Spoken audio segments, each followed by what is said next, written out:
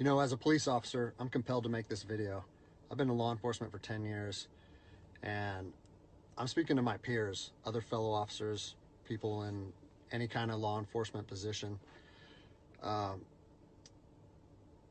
seen officers nationwide enforcing tyrannical orders against the people, and I'm hoping it's the minority of officers, but I'm not sure anymore, because every time I turn on the television, every time I look to the internet, I'm seeing people arrested or cited for going to church, for traveling on the roadways, for going surfing, opening their businesses, going to the park with their families, or doing nails out of their own house, using their own house as a place of business, and having undercover agents go there and arrest them and charge them with what? With a crime? I don't know what crime people are committing by doing nails in their own house, but we're seeing this more and more and more, and we need to start looking at ourselves as officers and thinking, is what I'm doing right? Now, I want to remind you that regardless of where you stand on the coronavirus, we don't have the authority to do those things to people just because a mayor or a governor tells you otherwise. I don't care if it's your sergeant or your chief of police. We don't get to violate people's constitutional rights because somebody in our chain of command tells us otherwise. It's not how this country works. Those are de facto arrests. You know, we're violating people's rights and taking money from them, or even worse, arresting them and depriving them of their freedom when they are exercising their constitutional rights. So let's talk about that. Let's read something right here off of the Declaration of Independence. All men are created equal.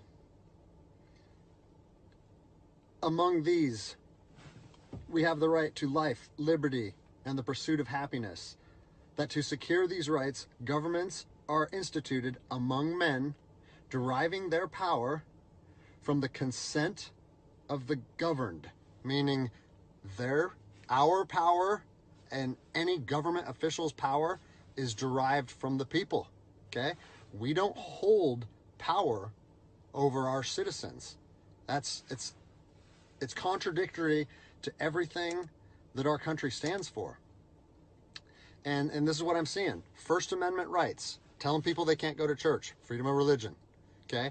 Telling people they can't protest, freedom of assembly. Fourth Amendment violations, illegal traffic stops to check for papers. What are you, the Gestapo? Is this 1930s Nazi Germany? You don't get to stop people unless you have reasonable suspicion or probable cause that they have committed a crime. And I know people that have personally been stopped saying, we want to see papers showing that you're essential. David, you copy a phone call. That is not how our job works, okay? What really has been pissing me off lately is the fact that these officers that are going out here and enforcing these tyrannical orders, what they're doing is they're making my job and my safety, or they're putting my job and my safety at risk. Because what you're doing is you're widening the gap between public trust and law enforcement officers. And what that's going to do is it's going to, I mean, look at what's happened to law enforcement in the last 10 years. Less and less public trust, and more often than not, that is a result of isolated incidents that get blown out of proportion. They're not isolated anymore. They're happening every single day. And the thing that I want you guys to realize is that our power that we hold as law enforcement officers is nothing more than a facade. It's a badge and a gun. And people, you don't realize, if you haven't lived in anarchy, if you haven't seen combat, things can be stripped from people in a heartbeat. And that's what I'm afraid of. I'm afraid that these actions are going to wake a sleeping giant, i.e. the American people, okay? They are going to be put in a position where they won't have their rights trampled anymore. And us as law enforcement officers, we'll have our ability to enforce the law stripped from us in about 10 minutes. Okay?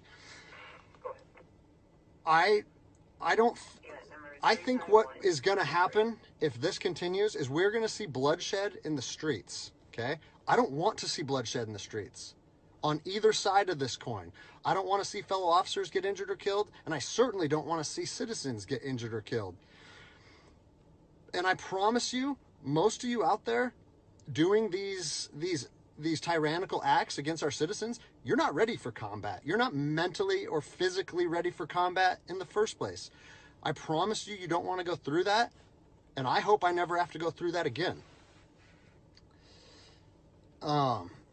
You don't get to just say, well, I'm doing this because I was told to do so, or I'm following orders, or I need to keep this job. Guess what? I need to keep this job more than anybody. I have 3 young children. I have 2 houses. Like, I have the same sob story that the rest of you guys have. But my personal choices and my living arrangements, no matter what they are, don't allow me to trample on people's rights. And I don't understand why that concept is so hard for people to understand. Listen, you need to stand up for what's right. You need to, if you're part of a department or an agency that is asking people or asking their officers or their deputies to impose on people's rights and infringe on their freedoms, you need to step up and say, no, that's not me. That's not what I signed up for, and that's going against my oath. And if that costs you your job, so be it. At least you'll be able to look at yourself in the mirror at night. I've already expressed this to my department. And luckily for me, I come from a department that I feel like my chain of command shares my view, but I don't care what department you're part of or what your chain of command thinks. You don't get to trample on people's liberty. And so, as a special operations veteran, I've fought on the streets of Iraq under the U.S. government's guise of freedom. And I'm telling you what, the American people are going to you are going to wake a sleeping giant, and they are going to fight 10 times harder for their freedom on their soil than anything you've ever seen before. And if that's something you're willing to face, then keep trampling on people's rights. But I promise you, the American spirit of defiance is going to rise again, and it's going to be a big problem for our country. So I'll leave you with this, something that I learned as an E-nothing in the Army. No matter what situation you're put in, if you look inside yourself and ask yourself one question, am I doing the right thing? You ask yourself that, you know the answer. And no amount of money or no order or law or anything should be able to make you go against doing the right thing. So I'm imploring officers to look inside themselves and ask themselves, is this what I want to be doing to my citizens? And I think the answer is clear. And if we all stand up together, guess what? It'll be a non-issue, no factor, because people and law enforcement will be united like we should be.